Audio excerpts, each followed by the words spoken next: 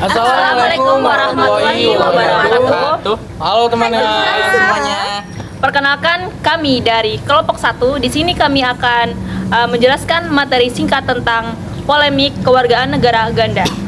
Dengan saya sendiri, Septiana Walansari. Saya Najwa Sandrina. Saya Aura Islami Agustin. Saya Faisal Ahmad. Saya Muhammad Faiz Bramantio. Oke, untuk lebih awalnya kita harus mengetahui terlebih dahulu pengertian dari kewarganegaraan ganda. Kewarganegaraan ganda itu di mana situasi seseorang yang memegang lebih dari 2 kewargaan negara secara bersamaan. Dalam konteks ini, seseorang diakui sebagai warga negara oleh lebih dari 1 negara dan memiliki hak serta kewajiban dari kedua kewarganegaraan tersebut. Definisi kewarganegaraan juga bisa bervariasi tergantung hukum dan regulasi. Beberapa negara mengizinkan kewarganegaraan ganda tanpa batasan, sementara negara lain mungkin melarang atau memberlakukan pembatasan tertentu terhadap kewargaan negara ganda. Contohnya di negara Amerika Serikat, mereka mengizinkan kewargaan negara ganda dan memiliki banyak warga negara dengan kewarganegaraan ganda. Penentuan kewarganegaraan di Indonesia itu sendiri ada 3 cara, yaitu yang pertama unsur darah keturunan, yang kedua unsur daerah tempat kelahiran, dan yang ketiga itu ada naturalisasi. Seorang warga negara asing dapat mengajukan permohonan untuk menjadi warga negara dari suatu negara tertentu setelah mendapatkan atau melengkapi syarat-syarat yang telah ditentukan. Bagaimana seseorang bisa memiliki kewarganegaraan ganda?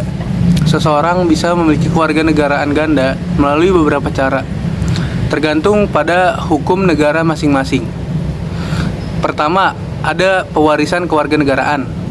Beberapa negara biasanya mewariskan kewarganegaraan kepada anak-anak tanpa memikirkan kewarganegaraan dari orang tua mereka. Oleh karena itu, seseorang yang lahir dari orang tua yang memiliki kewarganegaraan berbeda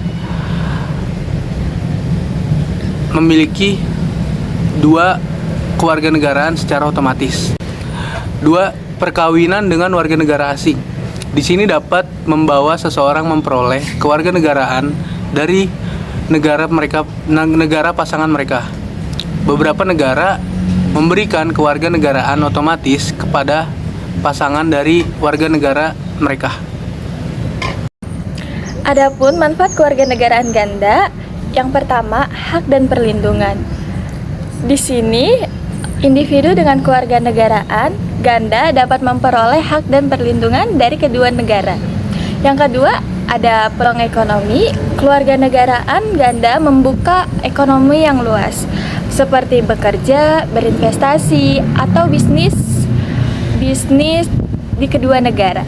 Yang ketiga, ada warisan budaya, memungkinkan individu untuk mempertahankan dan menghargai warisan budaya dari kedua negara.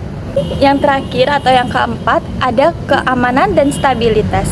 Dalam situasi darurat atau konflik, kewarganegaraan ganda dapat memberikan perlindungan tambahan dan opsi keamanan dari negara lain.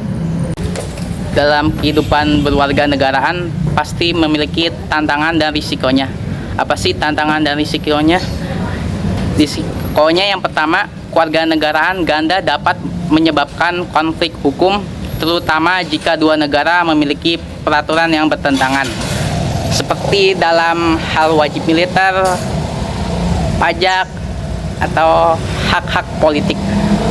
Beberapa negara mungkin memberlakukan batasan-batasan atau ketidaksetaraan hak bagi pemegang kewarganegaraan ganda, terutama terkait memberlakukan batasan atau ketidaksetaraan hak bagi pemegang kewarganegaraan ganda, terutama terkait dengan hak politik atau kebebasan tertentu.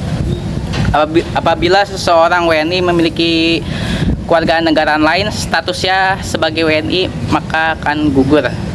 Tantangan kewarganegaraan ganda. Pertama, adanya kewajiban loyalitas atau setia terhadap kedua negara dalam waktu yang secara bersamaan. Kedua, memiliki kewajiban pajak atau double pajak, yaitu bahasa Inggrisnya double taxation di kedua negara. Contoh kasus dalam kewarganegaraan ganda. Nah, yang pertama ada contoh kasus Archandra Tahar yang dilantik oleh Presiden Joko Widodo sebagai Menteri Energi Sumber Daya Mineral pada tanggal 27 Juli 2016. 2 pekan setelah dilantik, Archandra diketahui masih memiliki paspor Amerika Serikat yang sejak tahun 2012. Archandra sudah tinggal 20 tahun di Amerika Serikat, dinilai sudah kehilangan status sebagai warga negara Indonesia dan tidak boleh dilantik sebagai menteri karena dalam Undang-Undang Nomor 39 Tahun 2008 tentang Kementerian Negara, syarat menjadi menteri harus warga negara Indonesia. Kasus kedua dari seorang pelajar SMA di Depok bernama Gloria. Gloria dinyatakan gugur hanya beberapa hari menjelang upacara kemerdekaan Republik Indonesia pada tanggal 17 Agustus 2016. Setelah dinyatakan lolos seleksi sebagai pasukan pengibaran bendera pusaka atau paskibraka di Istana Merdeka. Hal ini tersebut karena Gloria memiliki paspor Perancis seperti ayahnya, walaupun ibunya seorang warga negara Indonesia. Sekian dan terima kasih penyampaian materi singkat dari kami. Wassalamualaikum warahmatullahi wabarakatuh. Bye-bye.